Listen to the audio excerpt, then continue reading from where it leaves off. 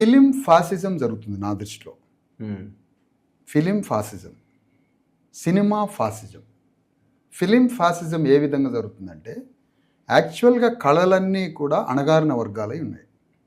ఎప్పుడైతే ఆధునికత వైపు వస్తుందో, మోడర్నైజ్ ఎనీ కమ్యూనిటీ ప్రొఫెషన్స్ కావచ్చు, ఆర్ట్ ఫామ్స్ కావచ్చు, ఆర్ట్ ఫామ్స్ మొత్తం అణగారిన వర్గాలే, రంగస్థలం అంతా అణగారిన వర్గాలే.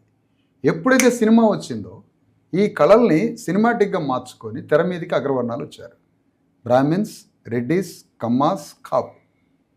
వీళ్ళలో వచ్చి సినిమాని ఒక భయంకరమైన కమర్షియల్ సినిమాగా మార్చి దాని మీద వేల లక్షల కోట్ల రూపాయల ధనాన్ని సేకరించి తద్వారా భూమిని, వ్యాపారాన్ని, రాజకీయాన్ని మూడింటిని కబళించేశారు.